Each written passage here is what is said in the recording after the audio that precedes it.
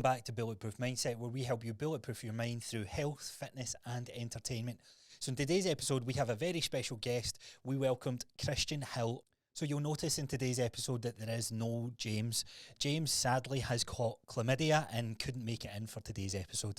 But nevertheless, myself and Kristian had fantastic conversations on his whole journey and what he does and what he provides as a coach. Now, one thing I want you to bear in mind is Kristian is about 4 or 5 days after doing a Celtman. Now, if you don't know what a Celtman is, it's probably one of the hardest, if not the hardest, physical bouts that anyone can do.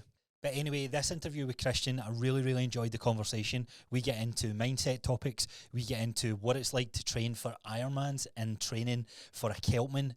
This guy is an absolute unit, not just in his physical attributes, but also in business as well. So I'm sure you're going to enjoy that conversation. Now, you can find Kristian on Instagram at kdh.readyforanything. Now, Ready for Anything is Kristian's online program. It's his mission statement. So if you're someone who is maybe living an average lifestyle and is looking for more and knows they can provide more, then this is the program for you. So I'm going to leave a link below this video, wherever you're watching this. So if you're interested in that, be sure to check that out. So with that being said, let's get into today's episode.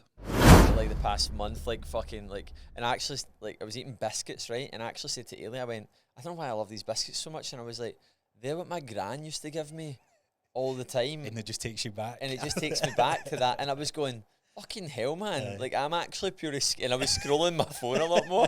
And I was going, escapism, man. This is it. That's the, I'll come on and talk, but that's the full thing that the thing that I'm really trying to find with my brand now is like personal responsibility. Like, that is like, I want to make it cool again. I want to make fucking ownership and personal responsibility fucking cool. Because it's no sexy. It's no sexy, is it? It's no sexy. And it's like, loads of everyone's a snowflake. Being a snowflake isn't just fucking talking about fucking something you didn't like that you heard in the news. Being a snowflake's fucking just moaning about shit. He's taking no accountability. Yeah, taking no accountability and no personal responsibility, anything. Like, you just need to sit in a train and listen to every cunt moan. They're just fucking snowflake. That's what a snowflake to me. That like, it's not, snowflake's not just someone that's like, oh man, like feminism. That's not a snowflake. A snowflake's someone that's like, they're just a constant negative constant mindset. negatron. Yeah. That's what a snowflake is. Do you know what I mean? Like, it's so true, man. But so take us back. So you've just done a Celtman. So for the audience listening, then a fucking mental event, absolutely mental. So I was watching your stories, and even just where you swam from blew my mind. Yeah. And then when we were going back and forth, I was like, I'll look up a Celtman. I was like, what more? What a fucking 2 Monroes? Like, what the fuck? So I done 2 Monroes on Saturday there, and I'm sitting walking up, and I'm like, this motherfucker's done a swim, a cycle, and then he's running this shit. How the fuck, dude? So talk about like that whole experience for you first of all. Like, what led you to doing or signing up for the Celtman?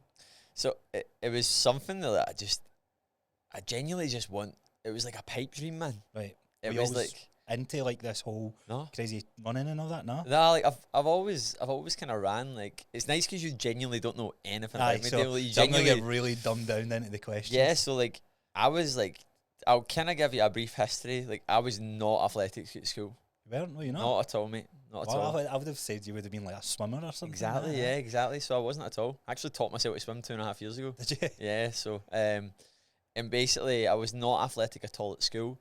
I kind of like always had that mad aspiration for like, I just pure looked up to folk like that. Like, and I was like, and I had this belief at the time that I've really realized recently that that was just the way it was. And those people who could do those things were the way that they were, and I was the way that I was. And then when I was 17, I joined the forces.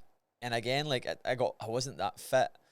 Is it the police? It was the Air Force. Oh, Air Force. Air Force. Right, I was in. Yeah, I was in there for 5.5 years, and then in my time there, again, that sort of aspirational thing, I seen the PTIs, and I always remember, it was my uncle who said to me, I was like, I think I want to join the military as a PTI, and he went, you're not fit enough to do that. he just and I always remember that, and I remember just being like, oh, I'm actually not. And I remember like, even like, and I was talking to my friend about this over the weekend when we were actually away, and I pure talk, like, when you were in, like, we're very good at dismissing the stuff that we've done, but like, even still, Air Force is like, I'm even doing it right now. I'm underestimating it. I'm like, oh, it's not that much. It was 9 weeks basic training when I was 17 years old. Yeah. I had to leave home, and it was like, that was a big culture shock, man. It was a big shift. And then in there, I started to like, I seen all these folk doing things. I remember like a couple of guys in My work done like a mad challenge. We done like 5 Ironmen in like a week or something like that. It was ridiculous, right? And I remember just being like, that was the thing that was like, just like the go-to of I was fitness. like, how are they even a fucking Ironman? Like an Ironman, like that is bewilders me. And I ran, and I love lifting weights, and that's when I started to get into more good shape and stuff. And then I started to get more belief in myself, and obviously by the time I ended up leaving, I was quite unhappy. That's a full other podcast, but is that right? Okay. yeah. And then like I then got into like obviously became a coach. Right. I've been coaching now since 2017, so I'm in year 7 right now, which is fucking crazy, man. Is it flying in? Yeah, it's flying in. But I love it, man. I really do. And every year it just gets better and better and better. And even just that Celtman, it stood for a lot that weekend. So I was like, life just keeps getting crazier, man. Like more opportunity, more fun. And I just feel like I'm fucking getting started now, man. I just feel there's a lot of momentum going right now, and it's exciting. And I'm going off on so many tangents here. You asked me about the Celtman, man. But I spoke at a school recently, and I seen that. That must have been a pretty like amazing experience to go, fuck, man, I have such a powerful way of influencing the next generation, because like you said, you were that guy that was getting influenced by all these other guys. So what was that like? And I said to them all, I was like, guys, I was the person that was like not what you see here. Like I'm really trying to show folk that like you can change the way that you are. You can re-engineer. Like I get folk now that are kind of like, how did you do that thing? How did you do that? And I'm kind of like, they're going to find out soon. They're going to find out soon that I've just been. It's just kind of not winging it, but it's just going with the flow. Totally winging it, mate. Totally winging it, man. And then when I became a coach, like again, I started like I kind of really leveled up my training a lot more. Like I know how when folks say they've been training for so many years, but I've actually been training for X amount of years. I've probably said that every so many years. Like I'm 29 now, and you say, "Oh, I've been training the past 3." It's only the past 3 I've really been training. But I'd probably say like the past sort of 5 years, I've been coaching. I'm year 7, but the past 5 years really taking it a lot more seriously. And then it just evolved even harder at lockdown. It's because I had time though, because I was training hard, training well. I was in the gym, I was busy, and then I had this abundance of time, and I was able to sleep better. So I just started like I'd always ran and stuff like that, and I started doing things like really getting like done like through lockdown. I got a bike and stuff. I was running like 18.5-minute 5Ks, lifting weights in my garage, doing fucking hundreds of live workouts for the guys. I'm a unit. I just felt like a machine. And then like I got a bike, and then I cycled 100 miles one day with my friend, and that was almost like the gateway drug to. Was that the first time? Doing like a long cycle? Long cycle, yeah. So running was, I'm not saying like I'm a mad good, I'm probably an above average runner. Okay. I'm not like a county level, or like, I'm just a good runner. Like and it's probably one of the things I'm like, that's became a bit of my strength. And then I got the bike, and it was almost kind of like we cycled that 100 miles. And I remember just being like, an Ironman's 112, I can run. I just lack the disc. I can't swim. I was like, but I have the kit now. And then that literally like the October or something, I just signed up to an Ironman. What was this, 2 years ago, 3? So this was through the 2020, the October or November, I signed up to an Ironman. Right. So this is the first major event. First major event. So I've done lots. I've done like obstacle course racing. I've done like a 24-hour event a while ago, which was like a sort of fucking thing on an island with this mad guy that basically just was ex-paratrooper that you basically got and done lots of stuff where I pushed myself. I've done like there's a lot of history there, but like this is the first ultra endurance event that I'm like, I'm gonna do this thing. And I was total novice into it, stepped into it, and it was trial by fire, Dale. It was really was, man. It was like I had a coach, and I was like through the pandemic, so like I booked this event abroad. I booked it in Mallorca. And then, like, you can't even fly at the time, right? Pools weren't open. And I'm just sitting going like that. This through. But I've got a bike. That's all you need. That's all I need. But yeah, it kind of went for there. And so many things went wrong.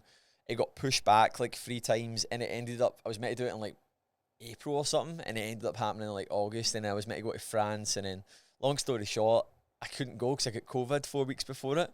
No. Oh, man. Like, honestly, anyway, like I'd done this event, and it was like I was so underprepared for it because I peaked way too early. Yeah. I had injuries. I hadn't ran properly because I'd been training for it since like December. And that's what a lot of people kind of forget, that when you're for those events, like try to peak correctly for it, that's a high stress on the body. Yep. And maintaining that is probably one of the most challenging parts of the whole journey, I would imagine. Yeah. So I also built an online business through this as well, and like moved out, bought a house as well, and everything. Like so. So is this was it the clients that you're attracting that point of view? Is it clients that are interested in the same stuff because that's what you were doing, or? Yeah. So like where I'm kind of at right now, like Ready for Anything, the program that I run now is essentially we help the average person that like doesn't want to settle for average, that knows they're capable of way more, essentially just unlock the highest level athletically, personally, so they can take that into their professional life as well. We work with a lot of folk in leadership roles that command authority, coach a lot of coaches, coach a lot of business owners, coach a lot of folk in executive roles. So we naturally attract that, and that's just came about more and more. And the more I've just done these things, you get more to refine it. Folk just start going, I want to do that too. Then this year we've had folk do Ironman 70.3s. I just had one of my clients just ran the West Highland Way the other day. Like, so you're just getting folk doing mad stuff now. And I never want people to think that, like, because I've had one of the objections, I'm probably not, like, it's a pre-objection, as I've had a few folk talking to me and they're like, oh, like you know how the folks say I want to get fit first, but when people see that on the front of what your clients are doing, it's quite overwhelming for. They're like, fuck that. They're like, I don't want to do that. Or they're like, I need to be running. And it's like, no, you don't. That's the point. We have an ascension model that gets you to there. Yeah, and this, I really liked your stuff with this. It's quite rare that I see this in coaches, but actually talking about your process in phases from start to finish. Like, it's never just fat loss done. Yeah. Like that, I feel like there's a big not a misconception, but what we're sold as fitness is like we get you in shape and you're done at that point. But I like the whole, like, the different phases that you set to kind of lead you on to the next journey and that sort of stuff. So I think that's pretty cool. So what is Celtman then? So break that down. Like what was that like for you then? So first that was a very long-winded answer. I didn't even answer that question. This is a good thing about long form. We get tons of time to run through it. So a Celtman is a 3.4k open lock swim in jellyfish infested waters. You know. And the average water temperature in the middle of the summer is 10 degrees. It's very cold. It was 16 degrees the other day when we got in, but as soon as you hit the depth, you can feel the depth. I've never swam in the sea, by the way. That was the first time I swam in the sea on Saturday. Right there. 3.5 kilometres. Yeah. I've done loads of pond swimming, obviously done Ironman. I'd go and train at Booker's Pond near Mines, but I'd never swam in the sea, and I was genuinely just hoping that the weather was good so it wasn't choppy, and it was. It was like very rare. But so 3.4k swim in an open sea lock into a 202k very hilly bike. There was 8,500 feet elevation in it.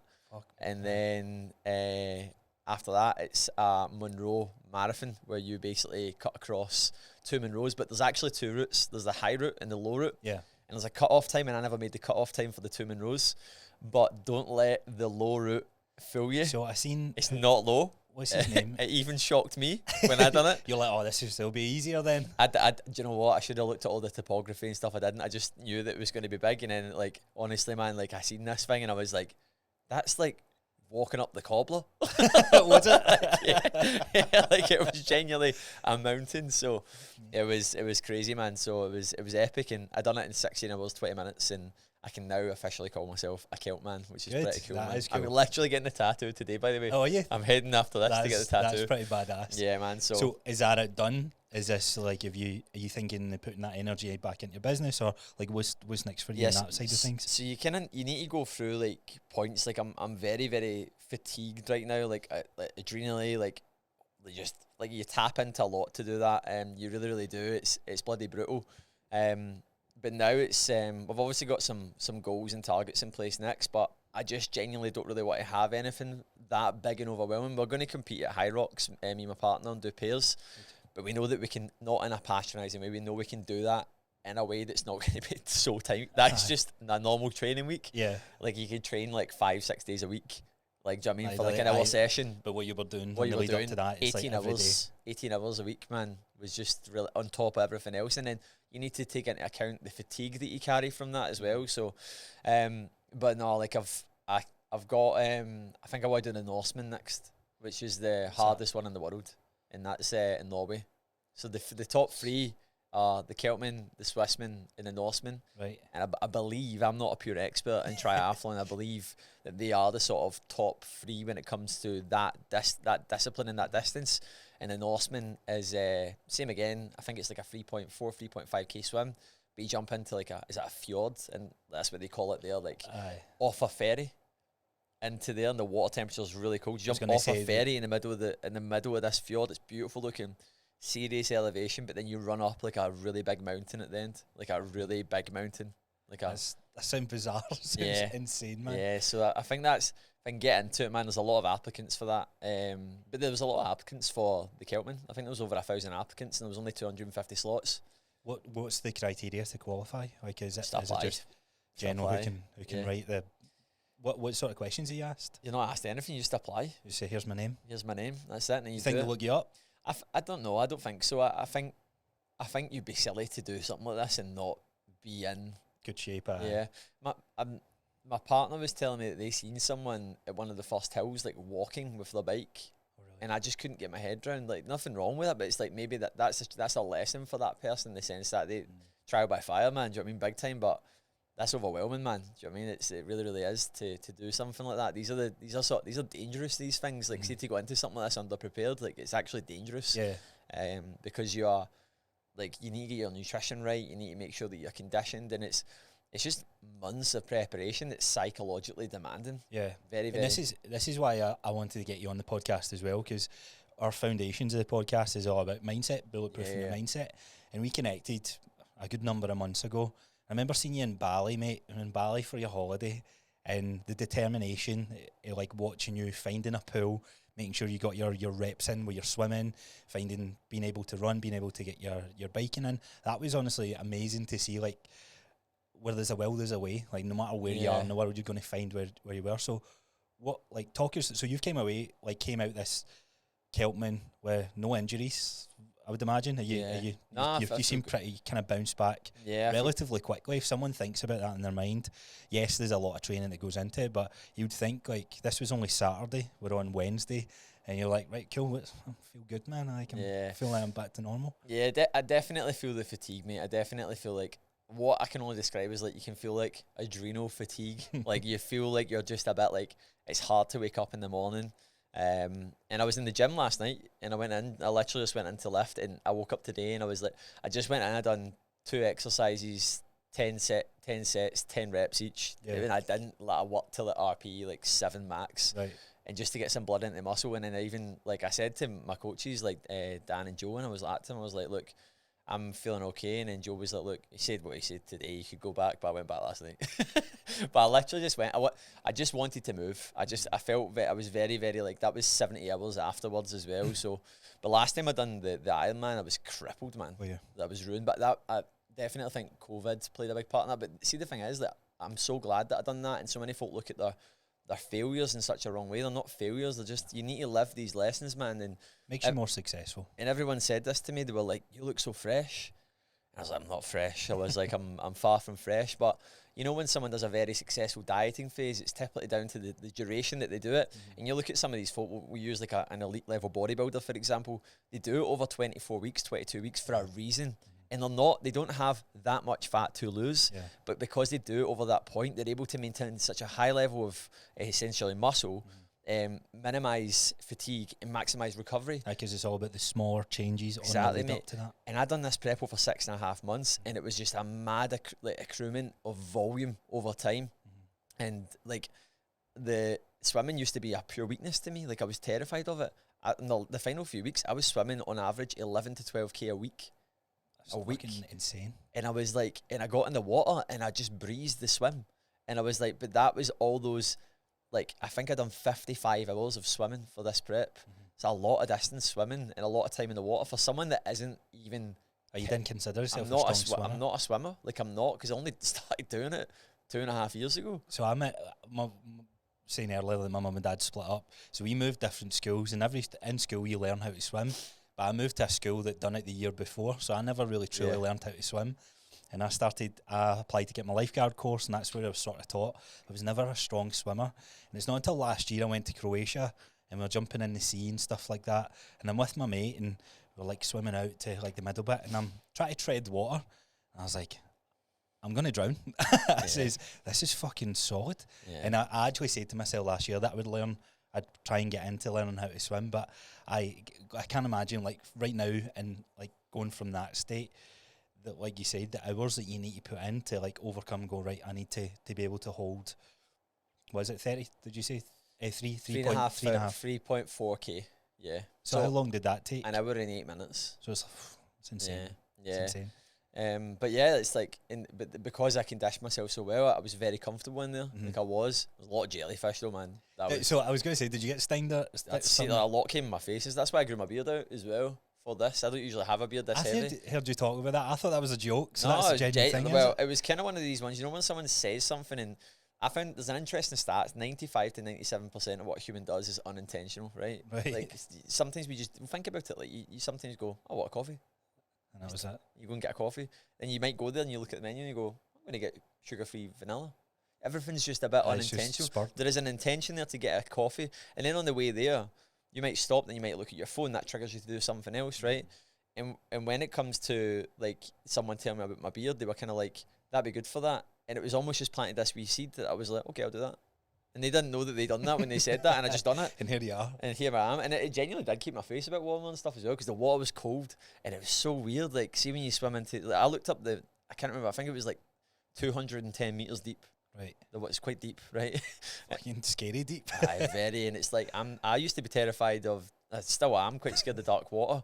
And you just see that, I don't know, it's like very like, you feel depth. I can't explain it. You feel depth. See, like no, I feel I've never kind of swam in open waters, but I've jumped in off a boat, and there's a difference with jumping into water that you know the ground is somewhat shallow. You can feel it the way it moves, and see when you swim from shallow to depth, you can feel the temperature change, and it's a very, very like cold. It genuinely is cold, but it's a very like eerie feeling. Yeah. So then I started seeing jellyfish, and as I was swimming, obviously it was an early day. We were up at like 10 to 3 in the morning, and then we had to be there, set our bikes up, get our GPS and everything, get sorted, set everything up, and then we're on a bus to head over to it's a point-to-point swim.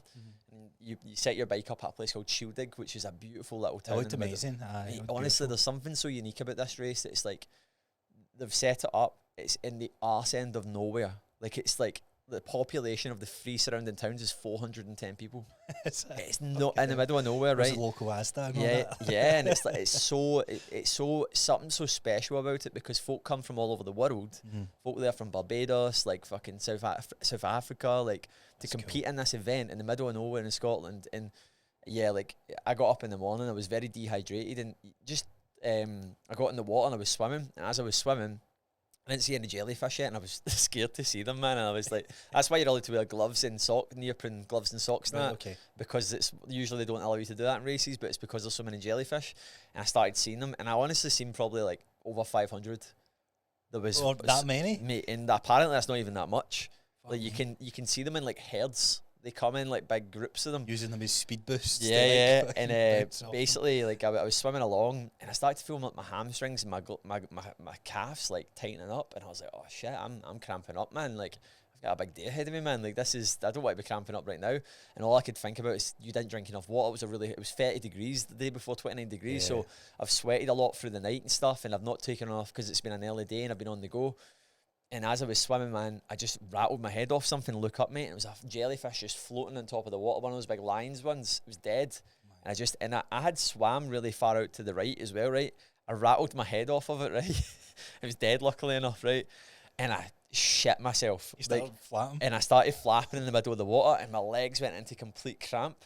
And I just hit this pure panic, in the sense that you're cramping up in the middle of this swim, in the middle of an open lock, hitting jellyfish, and I had to calm myself down. Like, and I was away from everyone, and I thought I was going the wrong way, but someone had actually told me that's done the race to stay in tight to the islands to navigate, because see, when you swim, navigating's quite hard. Yeah, I was genuinely going to ask that, because my attempt at swimming in Croatia, we were in the middle, and I was like, right, I need to go over there. So I just put my head down, and I just went for it. And then I looked up, and I was facing like completely west from north that I was trying to go, if that makes sense. Yeah. So I'm sitting there, and I'm going, how the fuck did that just happen? So yeah, so are you lifting your head up to check it? Yep, so I don't focus, say do every 10 or something. I'm just like, I swim for a bit and then I'm like, right, where am I going? Oh, so you're trying to use like a point as like a geographic point you're trying to go towards. And I stayed tight to the islands, but I'm sitting going, I'm on my own here. Like there was nobody else that far in. And everyone just started going wide, berthing out wider and wider and wider. Turns out I was just taking the right line. But it just shows you the herd mentality that a lot of people do. And it's not to say that is it good, bad, right or wrong, should they have done this.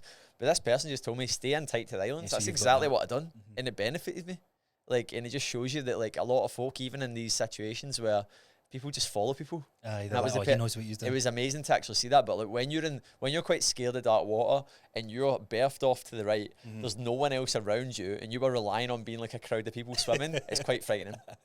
So because you're second guessing yourself. You're like, yeah, you do. Did he actually say tight to the island? Did he say that? And then I hit a jellyfish and start cramping in the middle of the water. So can you imagine the panic you start going through? So is there any safety measures at that point? They've got kayaks and stuff there and that, and then but that's.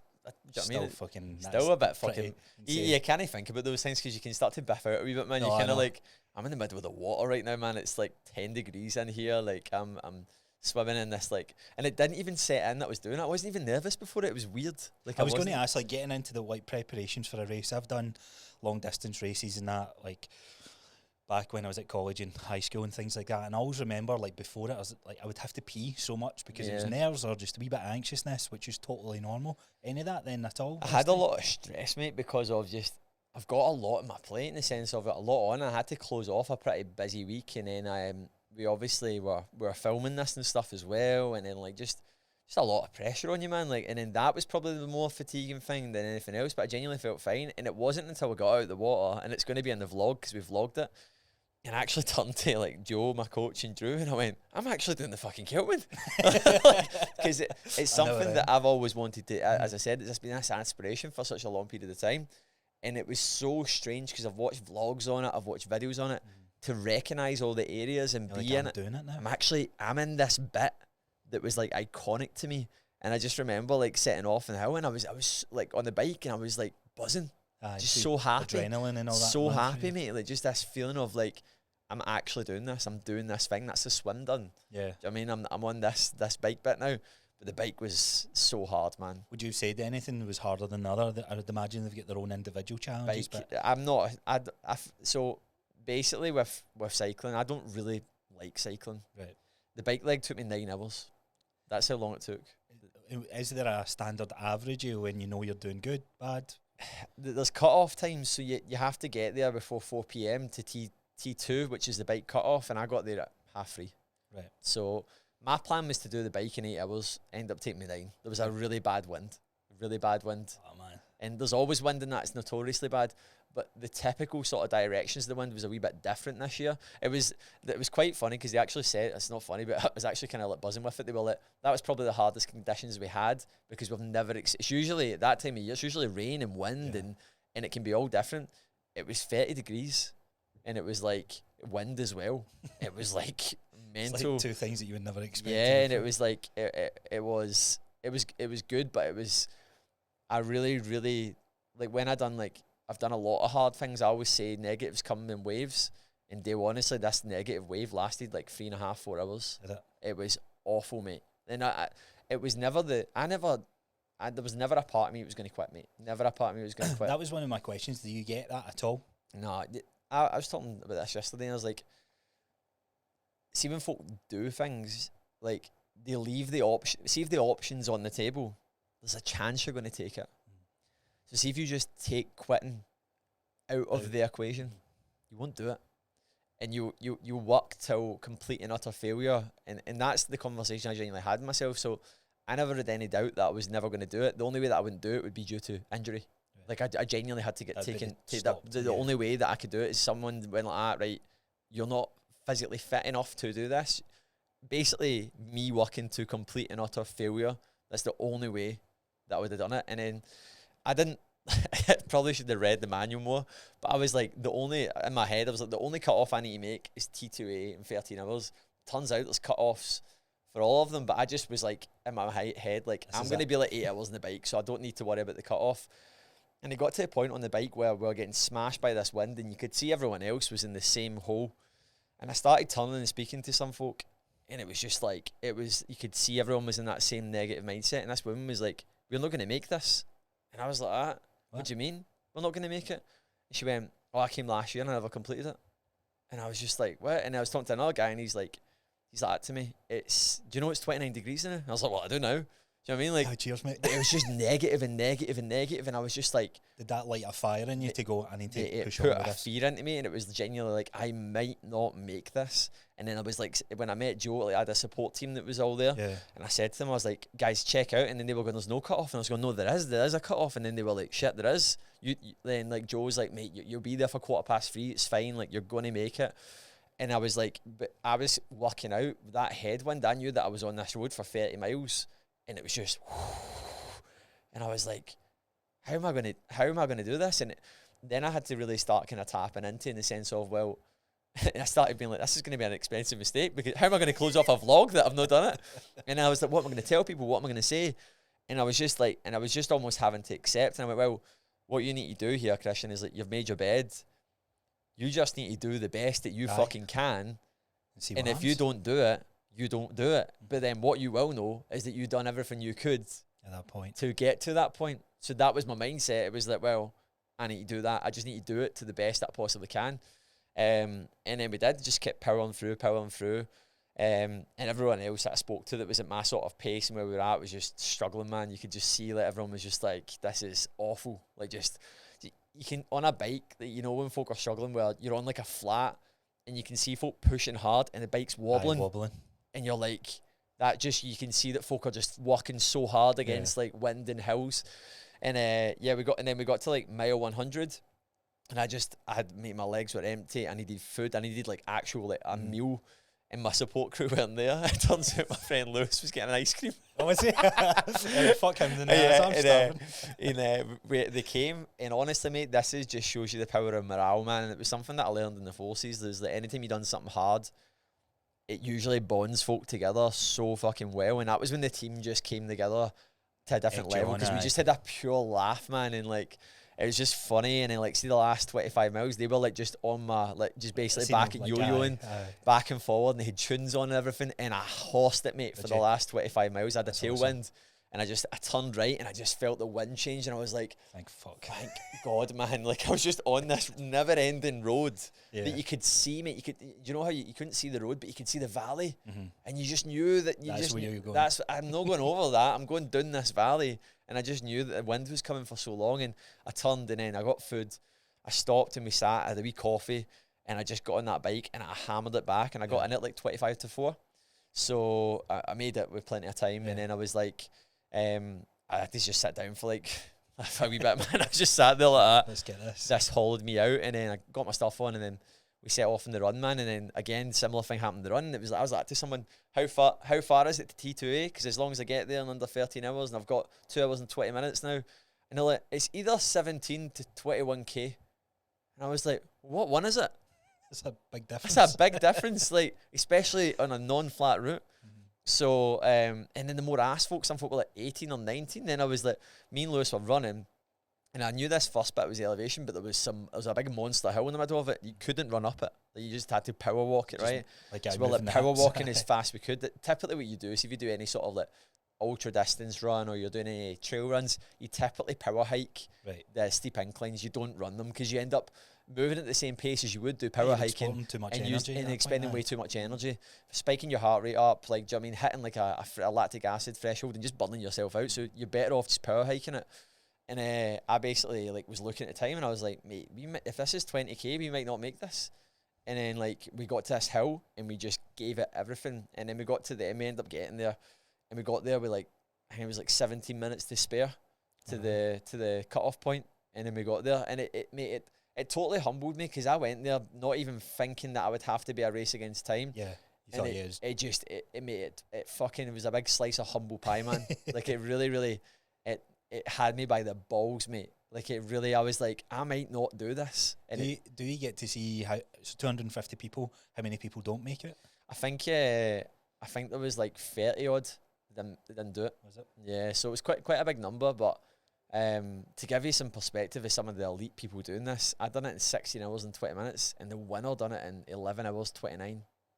Wow. It's mental, innit? Do you think there needs to be a strong point where they make up most of their time, or is it just consistency through the... I think these folk that are elite level athletes, mate, are just doing them all fast. But like, if you're strong in the bike, I think that really puts you in such a... But to me, the bike is monotony. See, in training as well, Dale, like, see during it, like, see, obviously being busy and stuff, I didn't hit all my sessions.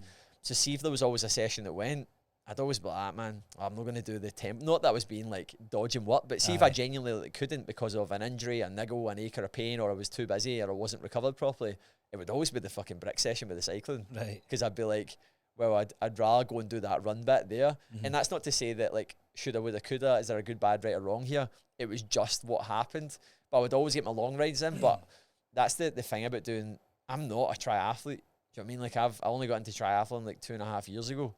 So that's the thing that I've got such respect for when anyone does triathlon and lifts weights, because I lifted weights the full, although I don't look like it right now, I'm a bit flat right now, man. I lifted weights right through this full process as well. I didn't stop, and I actually was like, literally like, I stopped training weights like 5 days before it, but like a week and a half ago, I felt in one of the best shapes that I've been in. No, your shape was insane, and I wanted to talk about that as well. So when you're lifting weights through this whole process, like what is it? 3 days a week, 4 days? Like, what does that look like? Just twice? Twice a week, mate, which is like hard to get, it's hard to get your head around, like, how can you do that? But it comes down to, like, and see, to be honest, towards the end, I had a couple of weeks where I had to pull back because I had a hip injury and a knee niggle, and I recovered better, and I actually got stronger and a bit bigger towards the end, which is, like, so many folk are like, weird, isn't it? I had a client yesterday and like that to me, I really want to do this. They were kind of talking about their next phase. They've just really smashed. Like I don't know if you've seen one of my clients, Matt, he put up an incredible result, man, yesterday. Is this the one? The yesterday. One? Yeah. Put up like a lot yesterday, man. Getting a lot of really good results coming through with the team right now, but like insane. And he's like, I kind of want to think about the next thing. And he was talking about like he's got like a marathon. He's like, but I want to keep focusing on my physique. And I went, just do both. Yeah. Just do both. So it's quite, when someone thinks about this, because you look at long distance runners, stick to, and then you look at bodybuilding, for example, like there's two completely different extremes. So your advice at that point is like you can do both. Do both. So what you need to imagine, it's like it really comes down to your current ability, your skin in the game, and where your strengths lie when it comes to essentially coming from a bit of a hybrid approach. So let's say, for example, that if someone wanted to class themselves as I am a hybrid, right, and they wanted to have a jacked physique, and they wanted to be able to endure, the person that would be a lot more in favour, who would have that more jacked physique by the end of it, would be someone who started off with a more jacked physique, because they've got more skin in the game, they've got more adaptations, they can essentially maintain that because they've got a higher tolerance. Whereas if you took a county level runner and they went, I want to be more of a hybrid, it's like, yeah, you could do that, but you could also argue that their tolerance to essentially do a higher volume of run work and recover better. So, but at the same time, you have to imagine it's like you've got a pint glass, mate, right? And you can only pour, that's the amount of energy that you can give to said task. So that's like your performance, your career, and your lifestyle. Like, you can only pour so much on that. That's it. So like something has to give, and then within performance, you've got different elements there. So then you might be like, I'm going to need to disperse a lot right now onto this. And it's like you can only give so much to it. But where are you coming from is the important thing. Exactly, mate. So it really comes down to it. And then you've just got folk that what I call they've got far more work capacity. Do you know what I mean when I say that? It's just like, how are you doing this, man? Like they're just pure beasts. And for me, mate, like I'm not being one of these folk that's like kind of blaming genetics, but I'm not genetically predisposed to be better off with stuff like this. I have to work a lot harder than most people. With the hybrid approach? With just generally training, mate. Like I genuinely like, I get very envious sometimes of people where I'm like, how are they not getting injured? How are they not getting... And I know that folk would go like, oh, maybe they're recovering better, but there is... Like, I watched my partner basically go from never running to coming 36 female in the Glasgow Half Marathon in 20 runs. Like that. I've been running like all my adult life. Some people are... But you could also argue her background, she's done sport all her life. So it's like, it's all the things that come into it. So much that goes into it. There's so much that goes into it, but from a sort of a hybrid standpoint, it's like, I wouldn't really say it's like, you can, like, because I done a 70.3 last year, again, because my which is a half Ironman, and I got fucking well jacked throughout that, but my tolerance and what I refer to as your circle is so much bigger. So it's all relative to your work capacity and like what you can do and how much you can cope with. But to someone that's never done that, that's like Everest to them. Yeah. So it's like it's all relative to your skin in the game, your ability, and what you've done up until that your point. experience in that. Exactly. So I was competing in bodybuilding, and I've been lifting since I was 14, 15 years old, and I was always bodybuilding splits. And then I never done compound movements, deadlifts, squats or anything like this. I had such bad shoulder mobility that I couldn't hold a bar on my back. I would do Smith machine squats, but put my hands in front of me and squat like that. That was my leg day and stuff like that. Then I found full body training. Yeah. And I trained twice a week. And in my head, it was such a hard thing to overcome, which was, I'm going to lose this muscle. I'm going to lose all these gains because I'm not hitting my muscles as frequently. But with less frequency, I got more results. And the novelty of it, which was kind of such a crazy thing to overcome. Yeah. So we say this in the podcast, like more doesn't always mean more sometimes. Sometimes less can be more. Yep. So did you experience a lot of that then with your training? Definitely, man. Definitely. Like, and I found that, like, not saying that you obviously, like, you want a metabolic stress, progressive overload and tension, but I just, rather than focusing on progressive overload, naturally that came, I just focused on more tension and stress. So when I was lifting, everything was eccentric as hell, so that I could create as much damage as I possibly could. And the final, I had obviously a hip injury and a knee injury, so I haven't actually trained my lower body in like 7 weeks. Like, that's because I got to the point where I was like, this is stupid for me to actually go and lift. Why? Because I'm just going to compromise my hips when I need to maximize my recovery. But my legs, I'm actually pretty happy with the way they're sitting now, man, for not even fucking lifting with them for a while. So good. So you're in a good place. I'm in a good place, yeah. Aye, good. So what would you say some of the biggest learning is that's came from this? From the Celtman? From the last 6 months, like everything that's went into that. Because when you compete in events, no matter what it is, there's an element of sacrifice. Yeah. It's hard to sacrifice when you're running a business, when you've in a strong relationship, you've got family commitment, all these different things. So what's been some of the takeaways from that?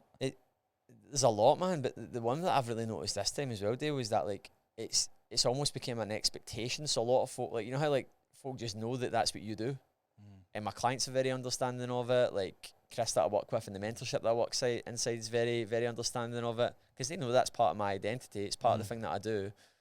And there was a lot of self-doubt that kicks in as well, because it's like, could I have gave more to my business? Could I have had more? Because your energy starts to get very, very tanked, and you can go through weeks of self-doubt, and it's very, very overwhelming as well when you've got a debilitating injury where you can't do it, and it really makes you question, like, was this the right time where I'm at right now? But the biggest thing that you said, even about, we were in Bali for like a month at the beginning of the year, and you were saying about the admiration for the dedication to it. To me, it's like, but what else would I be doing? Because that's the thing that I'm doing. So it's just, I've normalised it over... maybe I guess your identity to some extent. So it's kind of like, you're kind of like, well, this is what I need to do for this thing, so I'm going to do it. So yeah, like it's definitely, it's taught me a lot, man. It's taught me a lot that I'm a lot more calmer, like even more calmer through this, like just with things, I'm just kind of like, cool. Just really, and I was a very, very, and I feel like it's just elevated my emotional intelligence even more so as well, man. But the actual day, man, it taught me so many valuable lessons, man. That was a big one, man, about the I might not do this.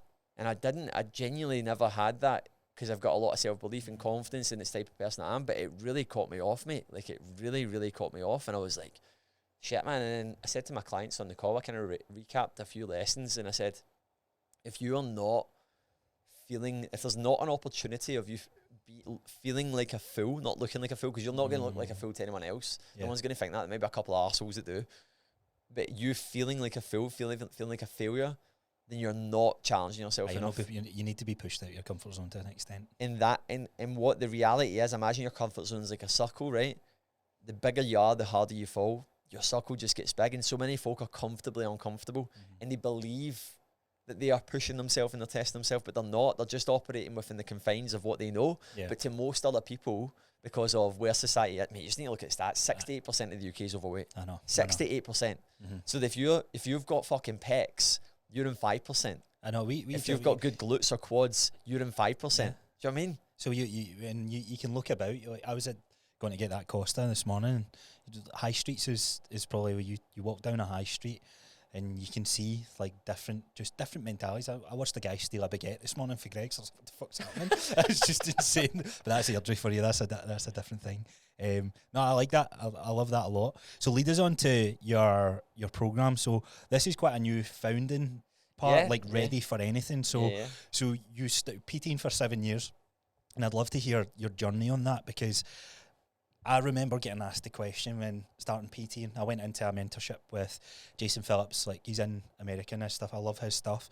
And he was like, find your ICA, your ideal client, and that sort of stuff. And I had a client I was training for American football, and I had a client I was training who was recovering from cancer, right? And I was like, they're two, like, I really like training both these clients. He's like, well, who do you like training with the most? And I really struggled with that, and I never really understood it until I got further down my career, that I'm refining the people who I want to help. So what's that whole journey been like, leading you to the ready for anything stage just now? So ready for anything for me is like, that's the final stop. Until I find something else. Until I find something else, there won't be another rebrand. I can't say for sure because you never know. But no. To me, that's the one that's like, this is like, see when like Nike went from Blue Ribbon to Nike, and they went, it's Nike. It's Nike now. It's Nike now. That's like, I'm not comparing Ready for Anything to Nike, but you know what? One day. Yeah. Who knows, man? Could be a household brand. Could be. But like that's what I mean. Like, it's because I've had lots of different. I've had KDH personal training, KDH boot camp, Project Level Up, but it's now Ready for Anything. This is the thing. So for me, like it was 6 years in March. So we're in year 7 right now that I've been a coach. And when I started off, it was just Kristian Hill PT. Like, who wants to lose weight? Who wants to train? Not even lose weight. Who wants to be trained? Let me help you, please. Like, they want results. So, I mean, I knew nothing about coaching. Like, I didn't even follow anyone or anything like that. I genuinely was like in the forces, and I was like, I trained a few folk and stuff, and I just wanted to get out, man. And I was like, I heard you could get like 30 quid an hour. Well, social media is not even as well. It's a big thing, but it's not where it is at today. So that's what we're talking 2015 that you're 2016 when I decided to do it. Yeah. And then 2017 when I began. Yeah. So were you working face to face then? This is like, so when I started, I just left. I did my PT course, left the forces, then just jumped straight into starting my own PT business at Lifestyle Fitness at the time. And I always remember this, man. I went away, I arrived, and they were like, LSF PT it was, right? I don't think it even exists anymore, so I can probably slander it. And basically, I started off, man, and at the time, your coaches and your business mentors didn't really tell you how to build systems, and they were just like... some of the most crucial parts of your PT business. They just basically blew smoke up their arse, and I remember I left. They were like, you need to go on this mandatory course, and I was like, cool, you paying for it? And they were like, no, it's in Manchester, you need to go down yourself. So there's me, first month, having to drive down to Manchester, pay for it, when I'm like, I've got 2 paychecks left, because like the RAF, obviously, I had like terminal leave, so I had like 2 or 3 months of pay, and like, I say savings, mate, I had like £1,500. That was my savings, right? And then like, and that's a lot. Do you know what I mean? It was for me certainly as well at the time, and I was like, and I knew that was in my parents and stuff, so I was in a good. I knew that I was actually sound, like I was in a good spot. But anyway, I went down, and I went on this like course, and I was like, is this what personal training is? They're putting, honestly, mate, they were getting bits of like, what you call it, like titanium and stuff, and like sitting it on folks' chest, and magnesium, and like going like that. This will make someone stronger, mate. Honestly, like proper, like just.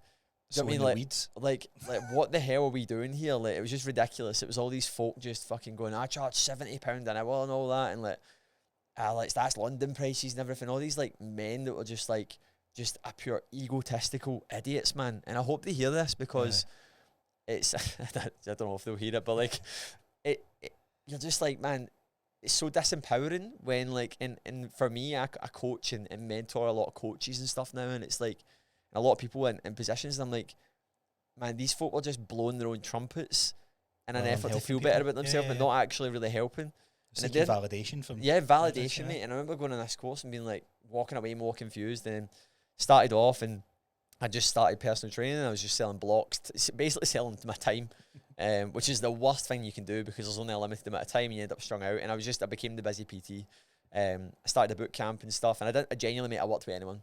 I didn't have a niche. I just worked with everyone. I had folk that were retired police officers to people that were literally 18 years old that were literally going out and snorting coke every weekend and just coming in for missing a session with me once a week. Like there was a variety of people there that were like There is no niche here. But I'd be like, oh, I work with really fit folk. No, I didn't. I just like anyone that. That Anyone that said they wanted to work with me, I'd take them on as a client. And then I had my boot camp as well. And then before the lockdown happened, I'd been a coach for I was in year 3 at this point. I remember the first 2 years, I started to kind of fall into bad habits. I was drinking more and stuff like that. I was partying and that. And then I was like, I'm falling back into the habits of the reason why I left the military. And I was like, and I remember in year 3, I went, right, I'm going to really go for it, man. Again, no mentoring, not even educate myself, not listening to podcasts. That was actually when I started listening to podcasts. And I started kind of informally learning a lot more. And I was like, oh, there's a lot more here. And I increased my revenue slightly. I mean, slightly. Like, I went from, like, do you know what I mean? Like, I probably took my revenue up, like, fucking 7%. Right. Like, which is, like, technically good. But the first 2 years, it pretty much stayed the same. It was flat. Then it was flat. Then it went up a bit. But I'm like, God, I'm not doing that well here. Like, I'm really having to work every hour under the sun to make like 36 grand a year. And some folk will be going, that's good. And it's like, but then you're paying rent. Then you've got everything else, man. And you're working. You don't have any holidays. That's actually not that good. You're actually probably earning below minimum wage. Once you factor in all the hours that you put in. You're not earning a lot of money at all. And then I was like, my friend Andy in the gym was like, he'd be mentored and stuff. And he had a boot camp with like 80 members in it. And he had he was doing group training and all that, man. And he hired someone, and I was like, what? I was like, what are you doing, man? Hiring somebody? What? Hiring somebody. Then I was like, then also I was listening to a lot of like Jamie Alderton, Paul Mort, James Smith, and then like Paul Mort selling stuff. So probably one of the best things that I ever done was I paid for Paul Mort's course, which was like 550 quid for an email marketing course, right? Right. And I paid for this, and it was a big thing for me, man. Like, and I remember doing it, and I was like, what's a program? They were like talking about like, you need to do this and do that. And I was going, what's a program? Like, I didn't have a program. I didn't have like this thing.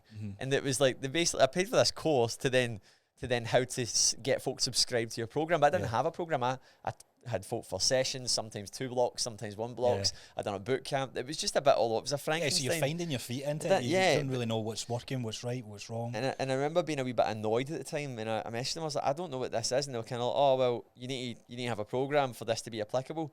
But looking back at it, it was probably one of the best lessons I had, because it was like I seen how this guy that I'd paid 550 quid that I didn't even speak to had leveraged his time, and it was actually very valuable information, but it wasn't really applicable to me because I couldn't apply it. It was great knowledge, but I couldn't. It was information to me, because knowledge is applicable. It's information that you can apply, but I couldn't apply it because I didn't have the thing. I didn't have the vehicle yet. Yeah. But it was a really good thing for me, because it was almost like a gateway drug to being like, hell, man, there's levels to this shit, man. Yeah, you start pivoting it, like how can I do this in my field? Yeah, like, how can I do there that? must be something here. Exactly, mate. And then I spoke to Andy, and Andy's like, how about I just mentor you, man? And I was, that's my mate. And I was like, aye, cool.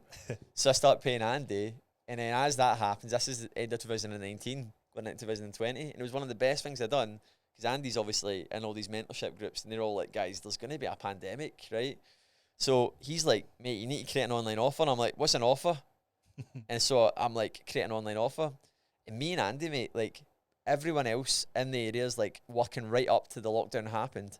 I finished up like a week and a half before the gyms even shut. Right. Changed my program. Pivoted well, mate. And we ended up in the first like month, we had 70 online boot campers. That's awesome. But mate, like, it just showed me like sink or fucking swim, mate. Yeah. And I swam, and that was like almost like my sort of experience of like why it was so important to have a coach and mentor in your life. Because see, if I didn't have that, mate, I would have sank, man. I don't know if I would have, because like I'm the sort of person. I think you find your feet. I would have found my feet. Yeah, but and it's hard to say what ifs and buts and that side of thing. So this is the first time you've ever invested back into yourself. Yeah. Because a lot of PTs, especially think you get your qualification and that's you. Yeah. But there's, like you said, there's levels to the game. There's levels, mate. And then that really opened my eyes up, man. And then like obviously like we went back to face coaching and stuff, and we started to open that back up, and I had I started to get better results online. I was able to leverage my coaching a lot better. I was able to get more time back and stuff. We went back to face, and again, this isn't my client's fault, but it's my fault for not setting the standard better. But like, it just went back to folk just kind of looking at my time in face, and saying that's it. And I felt so fucking deflated by it, and I felt like, yeah, man, there's more that I can give you. And then I was running my podcast and stuff at this time, and I made a lot of good connections through that, and all saving grace, like. done through the pandemic, and I met my friend Lewis, who's now like my best mate, Lewis McFarlane, and Lewis was in a mentorship, and he's like, mate, why are you not an online coach? Like, he's like, why are you? He's like, you've got a podcast. He's like, you've got authority online. You get great results for your clients.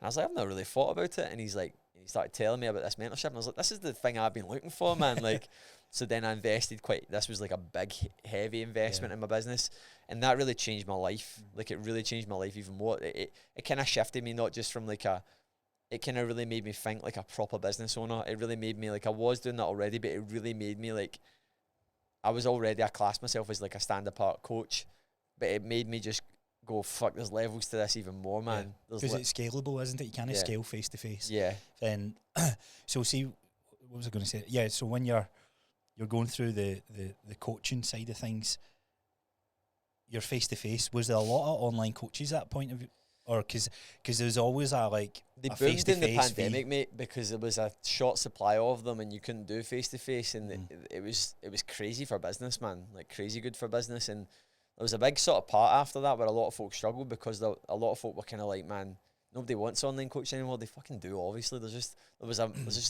not as much of a desired need for it. You just have to be a lot better, but it's a saturated market, mate, but it's not very competitive when you're good at it.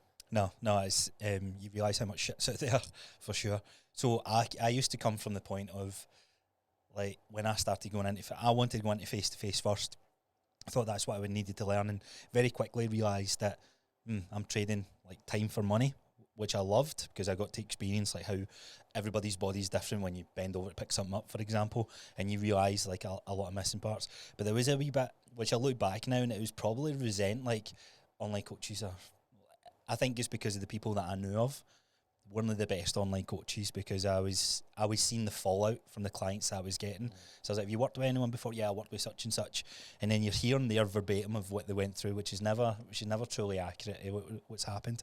But I got my back up and I was like, fuck online coaching, like that's actually not a great experience. Yeah. And it's only in the last year that I've went, actually, you can give a better experience with online coaching. Yeah. Did you have that at all, or were you never really caught in the weeds? I was probably a bit like, I think we typically bash the things that we don't really understand, because it's almost like a bit of a child state coming out in us, isn't it? Where we're like, and when I hear someone bashing someone, I'm like, you're just a bit insecure about it. Yeah. And when I used to bash it, I was just a bit insecure about it because I didn't fully understand it, and that's typically where it comes from. So if you find yourself doing it, you need to ask yourself, where is this coming from?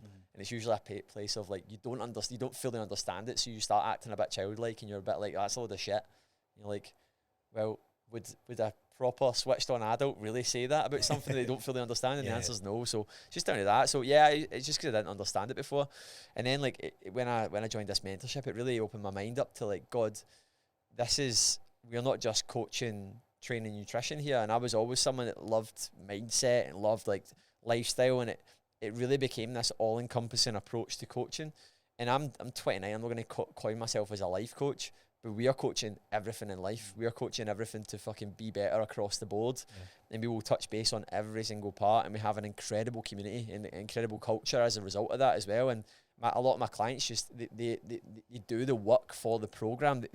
They embody the ethos of what we're all about, and that creates this fucking culture that's like, it makes folk feel unstoppable, because people are denied of that. And because I forget about that, remember that I was telling you about that guy I was when I was younger, but I always looked up to that. I was so deprived of that feeling of how to achieve that. Now it's in abundance. So it's like, and I've created that, and I forget when folk come into a community, they're like, they come from that place. They come from that place, and it's like not uncommon for folk to be like, like a client recently that's like, I didn't realise that like in my job I'm not 100% satisfied. I'm going to start my own business doing it. That's not an uncommon thing coming into Ready for Anything, mate. That's not uncommon for folk to start realising and not, they realise because they've not settled for average within themselves, so they realise there's so much more potential to give in so many other parts of their life. And it's not me sitting there going like orchestrate and go, just quit your job. But it's like, there's so many folk in life that will just tell you to go down the route because it's the path of least resistance. Whereas I'm more like, no, like choose the resistance, because you will see more doors. Yeah, because you need to build up that resilience as well. Yep. And I think it is very common for anyone that goes on the pursuit of their health and fitness beyond a six-pack or beyond a look. And it starts, like you said, you just start finding out, you start becoming more self-aware, you start challenging your own mindset, why am I doing what I'm doing? Is that because, like you said, I'm just settling for averages because I want more? Yeah. And it can be a hard one because, like you said, society, like earlier on, like it doesn't take much to find like what is the norm, because the norm's constantly changing. Yeah. But it doesn't take much to be above that in today's world with everything that's going on. So then we're at the point of ready for anything. So we've got like where I see your brand is now. I've got build your physical pension. I feel like I can't see that changing. I feel in my head like they're the people that I'm looking to help. People scared of getting older. I think there's a big misconception that. So talk about ready for anything then. Like what's So I've been doing a lot of work recently, and now that this is one of my big goals, is like, because Chris also mentors me as well, and we were talking about basically the brand now, and obviously my main focus is I've got this sort of like I've not got it nailed down to a T yet. I'm still very much figuring it down, but my big thing is like personal responsibility. I want to make it cool again. I want to make ownership cool again, because we hear the sort of term snowflake, and it's kind of thrown about in the sense of like, oh, that person's a pure snowflake. Unless you go out and demand more from yourself, you will be a bit of a snowflake. And most folk don't do that. Therefore, most people, you just need to sit in a train and listen to how many folk are moaning about stuff. I was sitting next to, in front, like, literally this guy was across me in the train the other week when we were coming back from going up to Glasgow, going up for Lewis's engagement party, actually. And he just sat there just moaning about everything. He moaned about Sky Sports not having Scotland on there because they don't see anything north of the border. He moaned about his shoes being fucking too tight in his feet. Mate, the guy was about 23 stone, right? No wonder your fucking shoes are tight on your feet, right? You're overweight and out of shape and you don't look after yourself, right? Personal fucking responsibility. And folk don't realise that they're doing it all the time, and we live in a snowflake generation because things are in abundance now, and they're numbing us, it's acting as a numbing agent. So the fact that like it is so easy to get things, it is so easy to cut corners. You say to folk now, mate, like you say to someone, Dale, like this is quite a common thing. Me and Ailey love walking, right? We walk everywhere, and you just need to say, "Oh, I'll come. Do you want to walk there?" And they kind of look at you like, "No." Aye, it's a skill I genuinely think majority of us will lose if you don't do something about it, because just the way everything's going with technology. And I think now as well, like with I don't want to go down the route of talking about AI. I'm not an expert on that, but it's something that I don't think enough people realise. It's going to change the world. And see that sink or swim thing I was talking about? It's going to make a lot of folks sink, Dale. It's going to make them like really, really like, and you know how a lot of folk, it was like the snowflake thing was again in the pandemic, and I know a lot of folk were in situations that it was awful for them because of the situation, but there's a lot of folk that had the opportunity, but they played the blame game. They're still moaning about the government, what they done. The government doesn't owe you anything. No. The government owes you fuck all, right? You also can't control all these things. The only thing you can control is your emotions going into. Mate, I didn't even know who the Prime Minister was the other day. Right? I literally said that 2 podcasts ago. Yeah, I didn't even know who the Prime Minister was. I don't even know who the thing with Scotland, First Minister. I don't even know. I don't fucking care. And some people will be like that to me. You can't do that. Like, see me doing that and caring about that. What is that changing? See mental power that you don't like is going to get used for other things. See me focusing on the lives that are right in front of me. We're ready for anything. What's that doing? That's impacting their lives. I'm only one person, mate. And if I can do that thing where I can change those folk to the best of my ability, that's going to have more of an impact than me moaning about fucking a political agenda online and being a armchair warrior and doing nothing with my life. What's your mum and dad like? Because I feel like our parents' generation get hit hard with this. They grew up and TV was big thing and propaganda. That's where they got their news and everything. News is on every day, mum and dad. Is it? Yeah. It's quite hard, isn't it? Yeah. So how's your relationship with your family and that sort of stuff? Good, man. Like, I'm an only child. Right. So spoiled or kind of looked after? Mum and dad, well, they really looked after. Like, spoiled with love, mate. Like, absolutely spoiled with love. I've got great parents, man. They're really, really good, and I'm not going to sit here and like try and make up I had some sort of hard upbringing. I didn't. I had an amazing upbringing. I'm very grateful, and I get very upset at the crossings when I crossed the line for the Celtman. Mum and dad were there watching, and I'm very aware of mortality, and I don't think a lot of people, sometimes too much to my detriment, because I think about it a lot, and I think about how short life is, and I don't think enough people do, and I think that's why a lot of folk pass off blame to other things as well. But no, my relationship with my mum and dad's good. Me and my dad bicker a lot, man. It's funny, like he's just of that generation. Do you know what I mean? Where he's like, I always used to be like, how does my dad know everything? Genuinely remember having that thought when I was younger. But I think it's just, do you know what I mean? Like, that is, a lot of folk can be very set in their ways in that generation and stuff as well. But no, like I'm very, very, very, very close to my mum. Like super close to my mum. Yeah, I like hearing that, because a lot of people think you need to have this kind of superhero story where shit is hitting at the start of life, and it's quite rare in this day and age where parents like your parents staying together and that sort of stuff. So so that relationship's strong then, for sure. Do you think is that carried over or anything to yeah, like I would say, like I see a lot of folks sometimes say a lot of the values they were taught and stuff. Like I think one of the biggest things my parents really taught me is like manners. Like I think manners are very important to me. Without, you know how a lot of folks sometimes say, like I was watching the Arnold Schwarzenegger documentary and he was like, my dad always told me be useful. I never had like a slogan or a thing. They just were like, you don't do that. There were certain things that you just don't do. And like I watched a lot of children like a lot of folk would always, the thing to me was like, even though you joked about it, it's like, were you spoiled? That was something that I always got, but I just know I was definitely not spoiled. Like I really, really was not. And I watched mum and dad, like they're in a position now where they're a lot more financially better, and they were hardly like poor in like at all. We came from a really nice area, but they worked their ass off all the time, and they were like, there was months where they were like, do you know what I mean, like month to month they were like, and then now they have a property portfolio and they've got like 14 properties and they do really well now. And but like they just like really taught me just like, do you know what I mean, like to just really work hard and just really have good manners. Do you know what I mean? And just that's what I would genuinely say. And like there's so many things that I've realised that as I've got older, and it wasn't even like it's more as I've got older as well, and we've taught each other. Do you know what I mean? Like I would definitely say I've probably done influence in them taking constantly property. evolving. So we're constantly evolving. So yeah, like it's, I don't know, mate. Like there's been a lot of people that have influenced me in my life. Like my uncle, it's like my mum and dad's family friend, my Uncle Shug, he really influenced me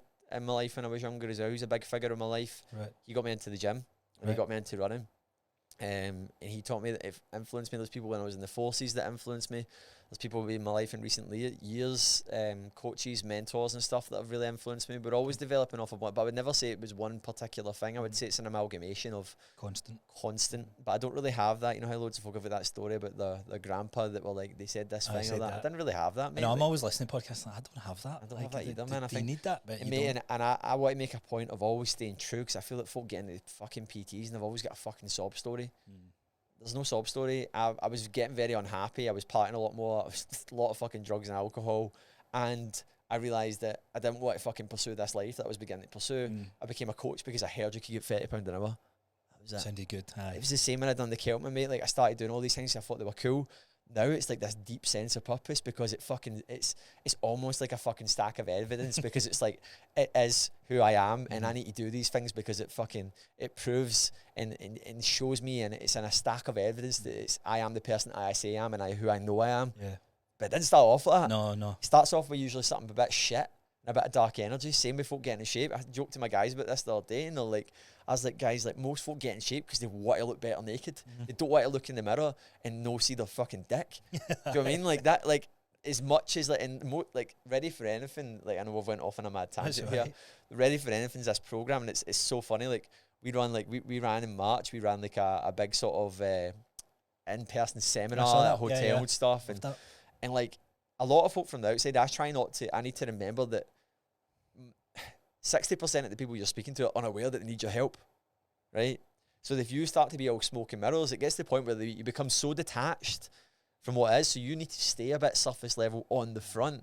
But then when they get in, they're like, whoa, this is different, man. This is like, and a lot of folk joke and say, I just came here for fucking abs, mate, and now I'm fucking better across the board. I've got more belief in myself than ever.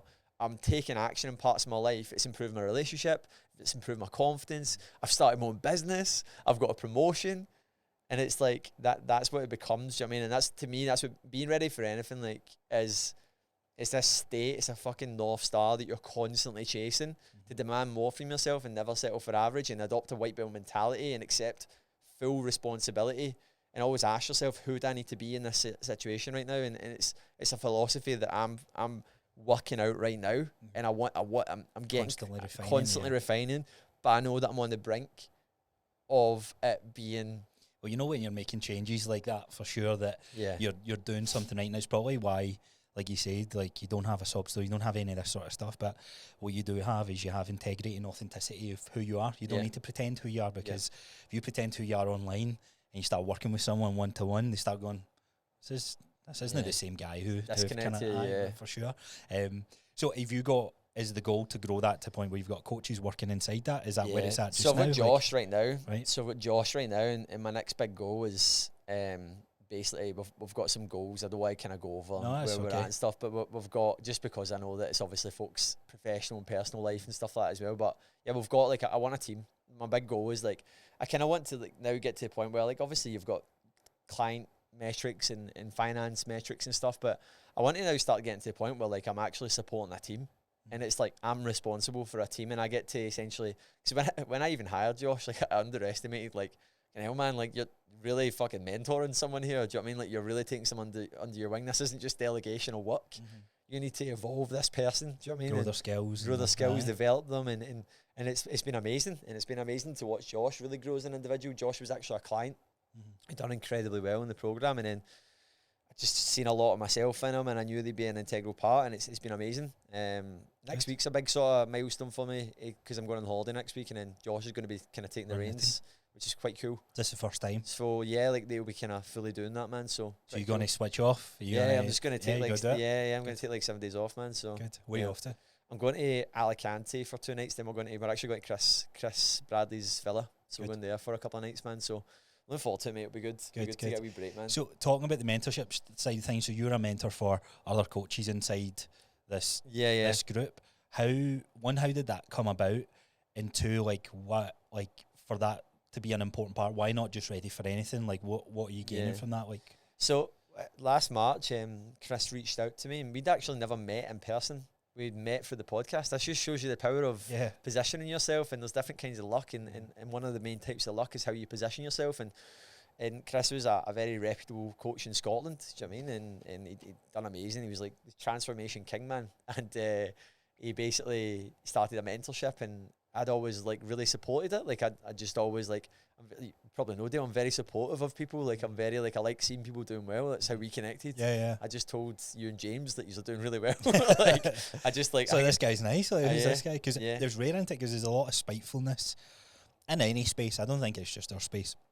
And it's hard because you can fall. I don't know if do you think this is a Scottish thing more than anything? Because I feel in our country for sure, like you talk about doing well financially, and it's almost like a taboo subject. What's your thoughts? I think we're just a bit behind it, man. We're just a bit fucking stupid. Like just a bit stupid. But yeah, like folk are just weird, like about talking about stuff like that, aren't they, man? And yeah, man, like I don't know, like, I just feel so detached from it now, mate. See, just because I've like just created you're operating at a different level. I'm just kind of like, why would you? It's almost kind of like I can't be fucked even. See, when folk talk about it, I'm kind of like, look, I think my expressions, my responses probably speak more than the words that I say. Cool. I'm kind of like, how'd you say it? Why would you say that? Like, I'm just so confused by it, like, because I just can't get my head around it, and I forget that. Do you know what I mean? Like, I kind of call it the Matrix, mate, where folk are just in the Matrix, and they're just going through the thing. Pure Andrew Tate stuff. Yeah. getting stuck in the weeds. Hey, I'm going to put it out there, I agree with a lot of the stuff the guy says, man. We've said it from time to time, so quite mad he's just been charged again, which is nice. Who knows what's happening with that, what's going off in and it's so like you're getting showed like such a biased view of that man as well. So like he's a very intelligent person that's manipulated the internet. So we don't even know. I'm sitting saying this thing, and it can be completely biased from just what I've been pushed on me through the algorithm. So I noticed that first time round when he like didn't know who he was, and the videos are getting posted, misogynistic and all that sort of stuff, and I was like, he's a fucking dick. And it was my mate that actually challenged me on it. He's like, I went into his group, and I was like, why? He's like, you're being pushed an agenda. And I was so caught up in what I was seeing. What you were seeing, and then controlled, went to, and this is quite a good skill for anyone sort of listening. Like, you may have a strong opinion in something. One of the best things you can do is challenging the opposing opinion and sort of making come to an agreement of, right, don't be biased here. Let me look at this from a neutral standpoint and then make a decision from both sides of the information. So you know how I spoke about the swimming thing, how everyone swam to the left? Because like there was a load of people there. You notice how loads of folk just always go, he's dead misogynistic, right? Most folk don't even know what that means, mate. No, I know. Right, but they just say it. They just say it. They don't even know what it means. And he does this and he does that. It's they're just swimming in the direction of everyone herd. else, mate, and they don't even know. And I'm not saying is he good, bad, right or wrong, but what I'm saying is like read between the fucking lines, man. Like, and it's like when you hear someone say some stuff, and it's like speaking a lot of truth here, man. We all read the title of an article. We'll never Yeah. read the actual Yeah, the chunks and meat. So it's like, oh, that such and such has happened. yeah, mate. There's probably elements of what fucking Adolf Hitler done for his troops that was good. One of the most Well, powerful, do you know what? strong leaders. I'm that not saying what it was awful. Like Yeah. the guy, like he shouldn't even be like the fact that the appraisal that the guy, even us talking about him, is probably not great. Do you know what I mean? Yeah. But what I'm saying is but you couldn't then base the fact that he gave his troops good food on the fact that he was a good leader. well, that's Fucking killed like millions of people. Do you know what I Aye. mean? Like he actually committed mass genocide. He's probably one of the most awful human beings ever. But it's when folk focus on like this. So me even saying the thing about Andrew Tate right now could be like again that I'm that's focusing your on. tarred with that That's one me. brush. Aye. Yeah. So it's like, do you know what I mean? But like, We spoke about that before, like on the podcast, that how just because someone has bad traits, like there can be some quote unquote good traits that someone has and things to learn from. And I remember in the corporate world when I was going through my management career and that, and they were like, right, think of some of the most strong leaders in life. Who do you think they would be? And people are giving answers, and there's like the strongest leader we've ever had in life is Adolf Hitler has to be up there. I was like, what? And it makes sense. He led a whole country to believe in his beliefs. Right, not right, but completely wrong. Like you said, one of them probably the most horrible persons to ever live. But yeah, the power of how he was able to influence them has been like no other. yeah. So going on from where you're at just now, like And you were saying about the mentor. so the thing, mentorship, we're yeah. So talking about now. We're talking about Andrew Tate and it's Hitler. just it's podcast. I Mate. know. This is basically how me and James's podcast go. We Yeah. start like, let's talk about this subject today, and then end up talking about him and the raves back in the day or whatever it Yeah. is. So so in the mentorship then, so this is a newish pursuit, or Yes, so like basically like Chris, I was in a mentorship as a paying client, and then last year when I was in Spain, Chris just reached out to me and was just kind of like soundboarding, like he's like, mate, this thing's growing arms and legs, like he's like, I've got this idea, and he was just kind of soundboarding it with me, and he was like, I don't know what the role is, but I kind of need a you, mate. Like I just need a you, like in my kind of role when it's evolved, and at that point I was kind of like, it was a big decision because it was like the thing that I was scared of is this going to take my identity? There was a wee part of that there, but we were very good at focusing on negatives. And the part that I focused on was like, I'm going to be in the passenger seat of a fast-growing business that's going to be amazing for my own personal growth. I'm going to be able to essentially get more opportunities as a result of it. I'm going to be able to essentially have an impact in an area that I actually value. I genuinely really enjoy doing it. Like mate, it doesn't matter what you get paid for it. It's like, will this give me a deep level of fulfillment? And then also it was like, will this essentially like allow me to complement what I'm already doing? And it's surpassed all of that. good. And I even had some negative comments, folk kind of like, do you not want to grow your business anymore? My business is growing. Like you say, it gives you a place of authority as Mate, well. yeah. More confidence, Yeah. more empowerment Yeah. to know that you're doing the right thing. And do you know what? Like it's growing. The role's growing and stuff. And it's a commitment in time. I enjoy doing it. I genuinely enjoy doing it. I like being part of it. Like I've found a really good friendship and all the guys that are in it, especially Chris as well. Me and Chris have got a great friendship as well. And it's like it's just been great, mate. Like it's just genuinely been great. I've just genuinely loved it. Like it's just Good. been good. You know what I mean? What's been quite important then? Have you seen your circle of friends change throughout your 20s? Yeah, definitely, mate. I'm very grateful now to have a lot of the friends that I grew up with. There's probably only one friend that I still is like in my close circle. He was actually there at the weekend. Grant Munn. See the one peeing every? Yeah, Jesus. that's Grant. He's got a terrible bladder. But yeah, Grant and Grant's like very of the. Grant's like, we were actually talking about it because he's got a very entrepreneurial mindset, very, very optimistic, outgoing, and it's very rare to find amongst people who aren't in that world. I'm not segregating folk and being like business owners and non-business owners, but it's true, because if you can get plugged into the matrix and you can end up just being in that sort of that machine, the fucking sausage machine where you're just going through doing the swimming thing that I was talking about, and you just do the path, and then all of a sudden you find yourself just copying the traits of that person. Someone goes on holiday to a destination, all of a sudden everyone goes to this destination, folk buy these clothes, folk go these nights out, folk go to these places, and it's just funnel down this thing, and folk have these interests, you have these groups, and I think that's a lot of people. It's not to say is that good, bad, right or wrong, but it's like I think for a lot of people, like, I'm very much so of the path, and there'll be things that I do that as well, where there's commonalities, and there'll be points where I've more heavily done that. But I like to think that I'm drawing my own line in the sand. Mm-hmm. I'm not following one that's already drawn. Mm-hmm.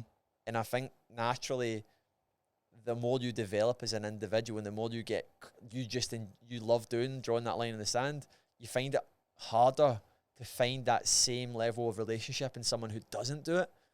Obviously. Yeah. Do you know what I mean? Obviously. You start to see, you probably found this when you started PTing, that when you start to like, oh, fuck man, I need to get more clients, I need to make more money, I need to do whatever it is. And as your business evolves, you probably found, like, I've noticed it in my circle, that the friendships, and even from a family perspective, like, when I'm going down this route, I'm like, I'm actually quite distant from what they are. Yeah. It's quite hard though, I feel. It's hard, it is, and I'm very lucky. I've got an amazing circle of friends now, and it's like, I've really, you have to find that. You can't just expect it to be like, I'm not saying I'm not friends. Obviously, I'm still friends with the folk that I grew up with, but we just we don't value as much of the same things anymore. Yeah. It's as simple as that. Mm-hmm. And like, what ends up happening is, it ends up like you're trying to force a square peg into a circle hole, and it ends up being tension because you're talking about things that they don't actually value. And again, as we said, mate, like earlier on, what happens when folk don't understand things? Aye, they start to take the piss out of it, they nip at it. Yeah, they don't understand it, so they just nip at it. And I found a lot of that, man. It was like, do you know what I mean? Like, and then you don't feel good about it. And it's like, well, why am I? It's not to say these folk are bad, but why am I surrounding myself with folk that aren't complimenting me, but they're actually bringing me down? I think a lot of it, like, did you ever suffer from, like, trying to please everyone?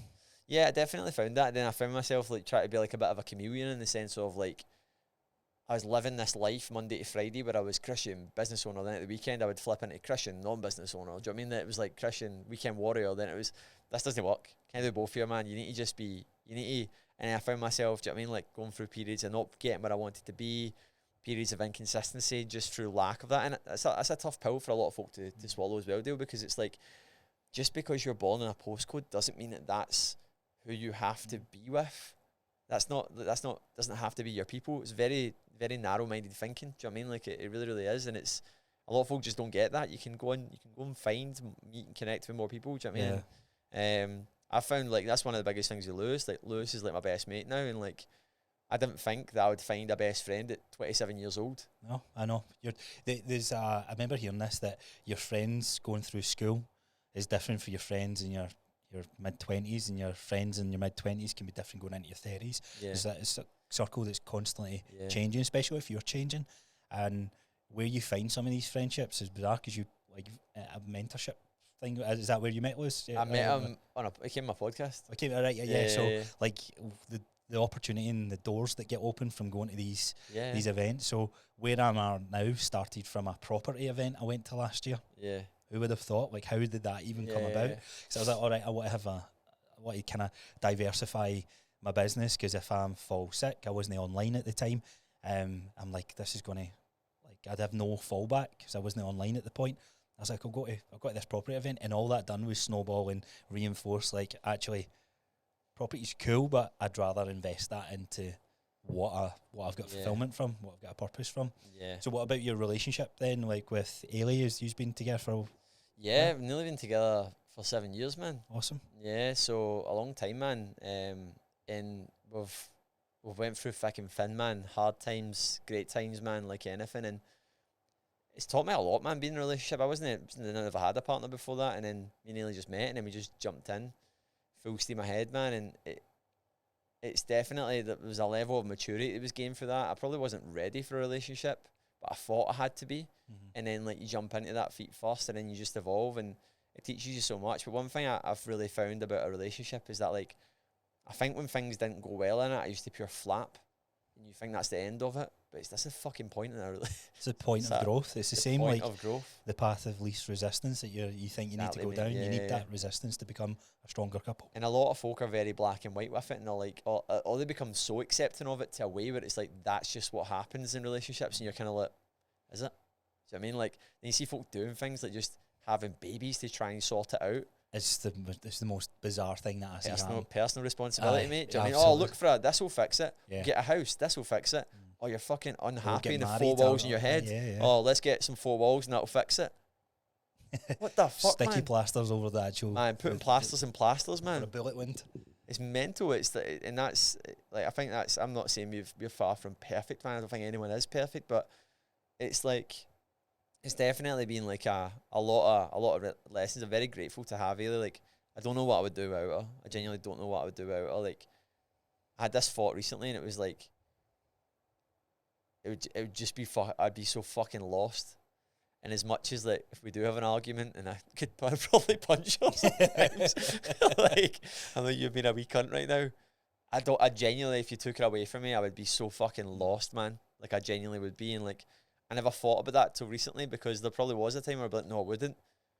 But, like, I would. I genuinely would. Like, I don't know what I'd do without her. Like, she makes me. And it's almost like a part of my identity now. Do you know what I mean? Like, it's like, and that's probably came about in the past couple of years, definitely. Like, probably not, that probably wasn't there for the first 4+ years. Do you know what I mean? Like, that's probably been the last 3 or so years that's really, really happened, man. It's part as you start to grow as a person as well. Like, you're finding out who you are and what you want from life. I think you really start maturing once you reach the age of like 25, don't you, man? Definitely. So there's two sides to the whole relationship thing and pursuing your own entrepreneurial business or whatever. So there's one side that people come from is like, you need to focus on you, and having a partner at that point can throw you off that trail. And there's our side, like me and Gillian been together for 10 years, so we're a year married now, and I think so we met when we were 18, 19, and I think I say this to Gillian, I think we got lucky that when we sat down to have a conversation when we were 22, 23, and like really finding out what we want from life, that we were on the same path. And I think a lot of people think you have to be with that person right from the start, and then they go to have that conversation and realise they're on two different paths, and they're not ready to compromise or like come and meet in the middle. What do you think, that if you're giving advice to someone that is in their early 20s pursuing on their business path or entrepreneurial path, do you think it's better to be in a relationship or not? I guess it depends on the person, but... Depends on the person, man. Like, I think, again, I'm very lucky, man. Like, it's Ailey's like, I can't really comment on it because I've never had to experience the negative of it. Ailey's just always supported me to the point where it's like, it's the expectation thing. It's like why wouldn't I? Like, it's not even been something that's had to be bartered with. Do you know what I mean? It's just been like, so I can't really answer it, mate. Do you know what I mean? It's good. It's good that you've got that solid foundations. I definitely would not be here without. I think we realise that as men, we've got so much capability that we need a good, strong woman in our lives to push us forward. She keeps me like so, and it's like Ailey like sorts me with my food and everything, man. Do you know what I mean? Like, and folk will be like, "Oh man, it's old fashioned." It's like, she fucking loves cooking and I don't. Like, you play to your strengths. Yeah, and not that it's just about that, but she supports me in every dynamic, man. But she just supports me so much, man. It keeps me afloat. There'll be things that like, just that I just won't even take into consideration. You know, like, have you thought about that? And I'm like, no. She's like for that event there, we just hired a location on it. She's like, we thought about food, and I was like, nah. Oh yeah, we need to eat. Yeah, like, forgot about that. But my mum and Ailey really, really took over. They were like the proper support network for that, man. We all got looked after, man. It was amazing. But Ailey's amazing. She's my wee rock, man. Good. Yeah, she really, really is. Yeah, I have to do that. She makes me better because she's just we just complement each other, man. Do you know what I mean? Like, in the sense of like what we do, like just demand more from each other. Do you know what I mean? Sometimes it can be sometimes it can be very like we don't get it right as well. We're like pushing so hard that it's like you get that distant bit. Yeah. And you have to be like, we need a wee date night or something. Yeah. That's one thing we've said like non-negotiables were. Yeah. When I sat down to do this place, I says, look, I need to sacrifice a wee bit. Like, I don't want to go out with friends. I want to focus on this, but I recognise that we need to spend time together, actual time together. Because you've probably been through it as well. You think you're spending time just because you're living in the same house, and you're like, watching this isn't time. TV together. You're just passing ships. Talking, and it's not actual deep conversation. It's so important. So one thing to finish on then. So Bulletproof Mindset is the name of this podcast. When it comes to mindset, which is something that you're, like you said, personal responsibility and all this sort of thing, what would you say some of the biggest things to do you ever get the person who's in the negative mindset coming to you, or do you attract someone that's always wanting more from? No, mate, like, it's just humans, in it. Like, a lot of folk make a lot of assumptions sometimes that because of it's all, and I've even made those. It's just a bias that you believe in your mind that they don't experience that. Get emotions. Do you know what I mean? It's like, and I say it to a lot of folk now. It's like, by the way, Like maybe someone comes in, I always say folk come in camp 1, 2 or 3. Camp 1 is they're a bit physically done in because they've put their career in front of them. Camp 2, similar sort of position or somewhere about their energy's done in because they've put other people's needs. Or Camp 3, everything's pretty good, but they want to be great. Because we get a lot of Camp 3s coming, they might be touching base in some of them, but we do get a lot of Camp 3s coming in where they're like, and you see it just from a lot of, it's not saying that we don't work with everyone, right? But when folk come in that, there's a lot of assumption, and I say to folk, I'm like, right, I need you to take this hat off, right? In the first call, I'm like, there's going to come a point where, although you're sitting telling me, like, you don't need a life raft right now, you just need a vest, you just need some instructions to go and do this. But there will come a point where your tail between your legs and you'll be really struggling, and you will think that I have the assumption that you have your shit together, and I don't. I want you to know that from the get-go. So a lot of folk don't, man. So what was the question again? So then on to that then, like, is there common things that you see with that type of avatar in terms of things that they can do to improve their mindset and their outlook? A lot of it, so a lot of people who are already quite highly driven and highly focused are driven by a lot of light and dark energy. There's a lot of ego there, and it can sometimes be the worst thing. So the biggest thing that I would always say to these people is that, like, when something is presented to you or a challenge of that, you're a human being, and you're not exempt from feeling a certain way, because see that feeling of feeling like you are exempt from feeling that way because you believe that you are Superman or Superwoman, it can be your biggest strength but also your biggest weakness, because you end up isolating yourself so much in a really bad way, and you can speak so poorly to yourself because you're willing to put yourself into positions that you're willing to take risks, you're willing to do more than what most people are, professionally, personally, whatever that is. You can be sadistic to yourself when you're in that because you believe that you actually don't deserve help. Yeah. So that's bullshit, number one. And then number two, you're also going to believe that you know a lot more than what you do. And that's the biggest mistake that anyone can make, because the more I've learned is the less that I know. That's what I feel like. The more that I've grown and developed myself, the more that my ego's died. Ego's a good thing as well. Yeah, I think you need it. It's important to have it. You do, because you need to back yourself, but at the same time, the negative ego, and one of the biggest things that I always ask myself is that, like, where is the truth in this? Like, so see if something shit happens, right, and you're thrown a tiff or something bad happens, like, do you know what I mean? Like, for me, it was like the other day, it was like, even in that situation where I was like, I might not do this, I was like, and I was going, oh my God, and I was looking for external reasons as to why, and it was the wind. I was like, well, you never looked at the map, Kristian. Aye. You never looked at the actual, I knew what the elevation was over the course, but you never looked at where the hard climbs were. So that was the truth in that. Still windy, and it doesn't mean that, like, I was wrong or it was right or it was wrong and I was right. But you're going to that personal checklist in your mind of going, right, flipping this back. And you always need to look at, like, where is the truth in what I'm experiencing right now? And that gives you control, man. That gives you fucking a level of certainty and confidence that, like, nobody else can take from you, man. Because you can be, the room's on fire, man. I want to be the person in the corner of the room that's sitting like that. Fire exit's over there. Aye. Everybody else like that. Aye. Screaming, man. And I'm like, that. It's over there. Because you can essentially always dissect a situation, and a lot of folk are not good at doing that. Nah, the really blame goes externally rather than internally. Back to that man on the train, like you said. Yeah, exactly. And it's like I've had a lot of folk and people come in and they've been training for a while, and they've maybe, I don't know, like I've had this guy a while ago, man, and basically, like, I wouldn't name any names, and he was just an awful guy, man. And when you essentially get someone like that come in, and he wasn't very nice to me. He said some horrible thing, like a really, really bad experience with a client, and he had a lot of his own problems and stuff. And basically, like, when you've been operating a certain way and you're in a place of pain and you've got troubles, a lot of it comes down to victimhood, because you're not willing to accept personal responsibility of your actions in your life. There may be an element of there, or it could be trauma, it could be something that happened to you, and you're trying to pass blame onto that full thing.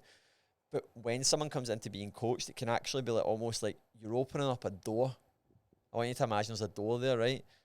And for a lot of people, it's in fucking darkness because they've never looked into there. They don't want to step in it. They don't want to step in it, man.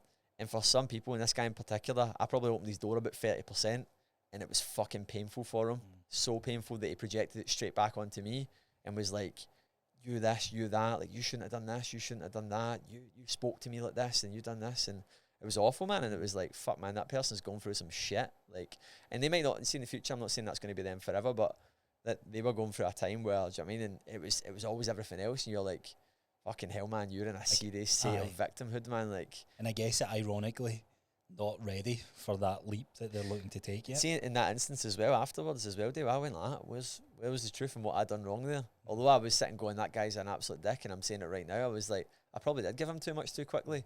But at the same time, was that my fault? No, I'm just trying to help him. Yeah. So, but like, I probably did give him too much. Looking back, I'm like, fuck, I actually gave him too much stuff. He just needed. And what a powerful perspective that is, because you can look it back and go, I done everything right. That was them. But it's like I was saying to James, I guess it's along the same lines, but being cheated on as a person, like one of the most powerful questions you can ask yourself is, what did you do wrong?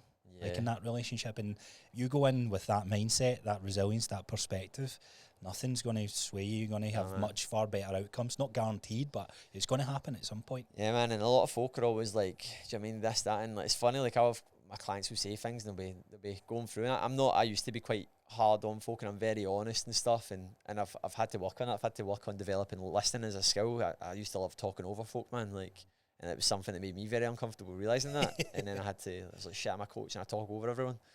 And then I was like, I need to get better at listening. But like, I just listen to folk. And then I'm like, so what, like, I'll just like kind of put it back to them and be like, so you're telling me this is why, yeah? And they're kind of like, no, it's not.